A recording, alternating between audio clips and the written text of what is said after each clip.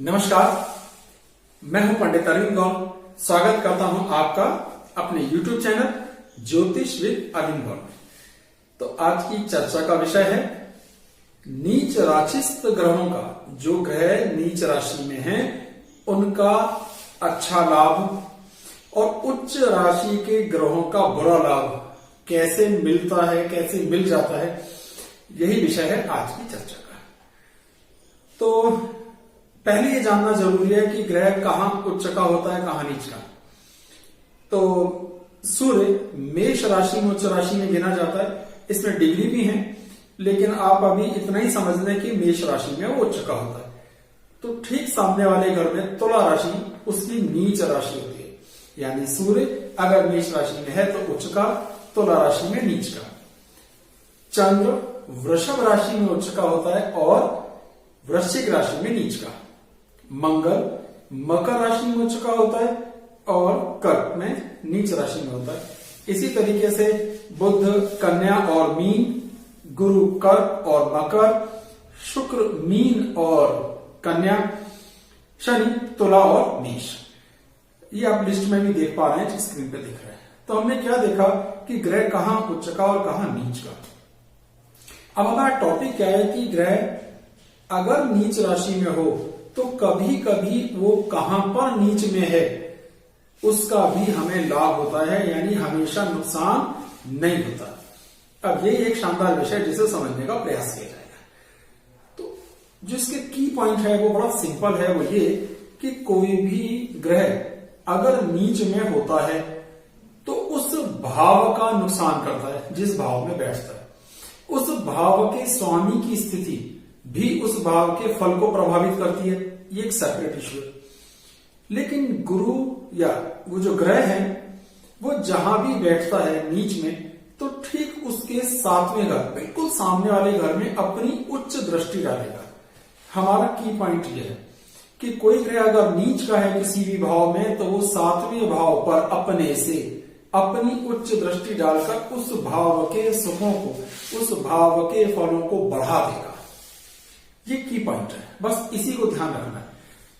तो जो ग्रह उच्च में है वो अपने से ठीक सातवें घर को नीच राशि, नीच दृष्टि से देखेगा, नीच दृष्टि, तो उसका प्रभाव उस भाव के सुखों की हानि करेगा। यही की पॉइंट है जिसे हम लेकर चल रहे हैं कि हमेशा ग्रह के उच्च में होने पर उतना लाभ नहीं मिलता, कभी कभी उसकी नीच दृष्टि सातवें भावों से नुकसान हो जाता है। कभी कभी ग्रह के नीच राशि में होने का उतना नुकसान नहीं होता जितना सप्तम भाव पर जब वो अपनी उच्च दृष्टि डालता है तो उसका हमें लाभ हो जाता है। तो यही हमारा आज का टॉपिक है, नीच राशि में बैठे हुए ग्रहों से लाभ और उच्च राशि में बैठे हुए ग्रहों से हानि। देखते हैं एग्जाम्पल से ये बात समझने की कोशिश करते हैं, फिर कुछ इसे और तरीके से समझेंगे। पहला एग्जाम्पल मेनका गांधी जी का, जैसा नेट पर अवेलेबल कुंडली थी वो कॉपी में आपको दिखा रहा हूं।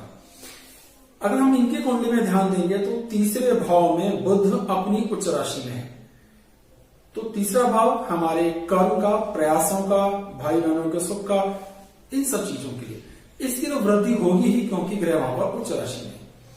लेकिन उसकी नीच दृष्टि पड़ रही है भाग्य के स्थान पर, तो क्या हुआ, भाग्य की हानि हुई और जिसका उन्हें बड़ा नुकसान हुआ।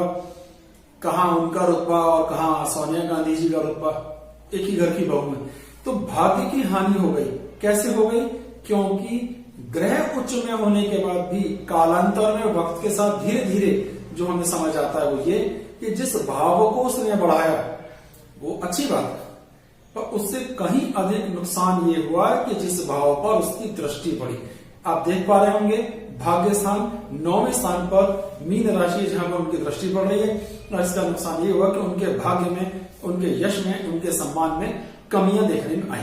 उनका भाग्य उतना नहीं उठा जितना उठना चाहिए था। एक और एग्जांपल लेते हैं, यही बात समझ लेना। ये एग्जांपल उल्टा लेते हैं। अभी हमने उच्च ग्रह का लिया, अभी नीच ग्रह का ले लेते हैं। ये प्रिंस चार्ल्स, ब्रिटेन के जो राजकुमार हैं, प्रिंस चार्ल्स, डायना के हस्बैंड, ये उनकी कुंडली। अब गौर कीजिए कि इस कुंडली में सूर्य चतुर्थ भाव में अपनी नीच राशि में, चौथे भाव का इसने नुकसान किया। ठीक है, चौथे भाव से संबंधित सुख घटे और सब समस्याएं ही, वो हमारा मुद्दा नहीं, पर उसकी अपनी उच्च दृष्टि दशम भाव पर पड़ रही है सूर्य की। तो राजकुमार हैं ब्रिटेन के, तो उनके पास उनका रुतबा, उनकी पोजीशन, उनका राज, उनका वैभव सारी दुनिया में सब जानते हैं, ऐसा कोई नहीं जो उन्हें ना पहचानता। तो उनको सूर्य के नीच का होने का इतना नुकसान नहीं हुआ जितना सूर्य की उच्च दृष्टि से लाभ प्राप्त हुआ। ठीक है, आपने 2 एग्जाम्पल देखे, आपको ये बात समझ गई। एक और बड़ा एग्जाम्पल लेते हैं। अभी ये कुंडली हमारे पूर्व प्रधानमंत्री अटल बिहारी वाजपेयी जी की कुंडली है। तुला लगन की कुंडली है और लगन में शनि अपनी उच्च राशि में है। यहां उन्हें बहुत अधिक लाभ हुआ। उनका व्यक्तित्व, उनका फेम, उनका नाम, उनकी प्रतिभा सारी दुनिया जानती है। लेकिन क्या हुआ, ठीक 7वें भाव पर मेष में शनि अपनी नीच दृष्टि डाल रहे। अब इस नीच दृष्टि का कालांतर में क्या लाभ हुआ या नुकसान हुआ कि उनका वैवाहिक जीवन बना ही नहीं। इसमें और भी कई तरीके देखने के, लेकिन हम आज के टॉपिक पर ही कंसंट्रेट कर रहे हैं। तो उच्च से जो लाभ हुआ वो अपनी जगह, लेकिन आधा जीवन, हम वैवाहिक जीवन को कहते हैं जीवन का आधा जीवन होता है, आधा जीवन बेकार हो गया क्योंकि विवाह हुआ ही नहीं, तो निभाव कहां से होता है। और एक एग्जांपल लेते हैं। देखिए, एक साधारण लोगों का, बड़े बड़े लोगों का लिया, अब साधारण यहां गौर करते हैं तो शुक्र ग्रह 5वें भाव में अपनी नीच राशि में है। इसका नुकसान ये हुआ कि संतान को लेकर के कुछ दिक्कतें आ सकती हैं, कुछ डिसीजन को लेकर दिक्कत आ सकती है, प्रारंभिक शिक्षा में कुछ दिक्कतें आई होंगी। ये नीच का छोटे मोटे जो नुकसान है वो ये होगी। लेकिन शुक्र की उच्च दृष्टि 11वें भाव जो हमारी आमदनी को बिलोंग करता है वहां पड़ा और ये धनाढ्य होने का योग बना। तो जिनकी एक कुंडली है उन्होंने अपने जीवन में बहुत सा धन कमाया, बहुत से आनंद की प्राप्ति की और ऊंचा रुपया पैसे के हिसाब से समाज में हासिल किया। तो देखिए, जो हमारा की पॉइंट है कि जरूरी नहीं है कि ग्रह नीच में हो। और आगे बढ़ते हैं, एक और एग्जांपल लेते हैं। ये एक वकील साहब की कुंडली है और इनका शनि अपनी उच्च राशि में है 8वें भाव। शनि वहां का कारक भी। तो 8वें भाव में इसके होने का जो लाभ है वो ये हुआ कि उम्र लंबी होगी, धन का कुछ संग्रह होगा, इत्यादि इत्यादि और भी जो हम चीजें देखते हैं।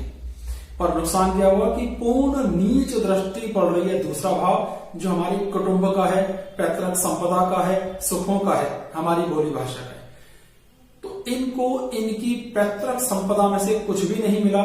माता पिता की कम उम्र में मृत्यु हो गई और उनसे कोई विशेष लाभ इन्हें प्राप्त नहीं हुआ। कुटुंब की कोई संपदा इन्हें नहीं मिली जिस पर औरों का ही कब्जा हो गया। इन्होंने जो कुछ भी हासिल करा वो अपने बाहुबल, अपनी सामर्थ्य से हासिल करा। हमने क्या सीखा इस चीज से? ये जो 5 एग्जाम्पल मैंने आपको दिए, इससे हमने क्या सीखा कि जरूरी नहीं है ग्रह उच्च में होगा तो लाभ होगा अधिक, उस भाव का तो देगा। जरूरी नहीं है कि ग्रह नीच में होगा तो हमें नुकसान ही होगा उस भाव से संबंधित। तो थोड़ी मेहनत करके जो चीज समझ में आती है वो ये कि अगर ग्रह तीसरे भाव, चौथे भाव, 5वें भाव और 8वें भाव में अपनी उच्च राशि में है तो बेशक इन भावों को लाभ होगा, पर कालांतर में आपको इसका नुकसान ही होगा, क्योंकि वो तीसरे घर से भाग्य को खराब करेगा, चौथे घर से हमारी राज्य शक्ति, हमारी सामर्थ्य, हमारी स्टेटस को खराब करेगा और 5वें घर से हमारी आमदनी को खराब करेगा दृष्टि योग से। 8वें भाव से हमारे कुटुंब के साथ तालमेल और पैतृक संपदा को लेकर दिक्कत रहेगी। यहीं पर यहां ग्रह अगर नीच के होंगे तो हमें बड़ा जबरदस्त लाभ होगा। जैसे तीसरे घर में नीच का होगा तो भाग्य बढ़ जाएगा, पिता का सुख बढ़ेगा। चौथे में नीच का होगा जो हम प्रिंस चार्ल्स की कुंडली में भी देख चुके हैं, तो हमारा स्टेटस, रुतबा, पोजीशन, राज्य सम्मान बहुत बढ़ जाएगा। 5वें भाव में ग्रह नीच का होगा तो हमारी आमदनी बहुत बढ़ जाएगी। तो अगर हम ये चीज ध्यान दें कि तीसरे, चौथे, 5वें और 8वें इन 4 भावों में ग्रह उच्च के होते हैं तो करीब करीब उसका लाभ कम, नुकसान दुगने से भी ज्यादा होता है। इन ग्रहों में ग्रह नीच का होता है, नुकसान कम और फायदा बहुत अधिक होता है। तो यही हमारा आज का की पॉइंट था कि आप इन चीजों को भी देखें, सिर्फ ग्रह के उच्च या नीच से नहीं, सारी बातों को देखेंगे, समझेंगे।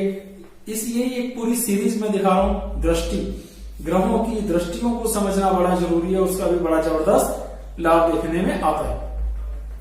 कैसा लगा ये कार्यक्रम? इसके संबंध में अगर आप अपना कोई विचार रखना चाहें तो रखें, कुछ पूछना चाहें तो पूछें। मेरी जितनी सामर्थ्य है मैं उसका आंसर देने का प्रयास करूंगा। अपनी जन्म कुंडली दिखाना चाहते हैं तो आप दिए हुए नंबर पर संपर्क कीजिए। जो भी फीस होगी उसकी जानकारी आपको दे दी जाएगी। बहुत बहुत धन्यवाद। नमस्कार।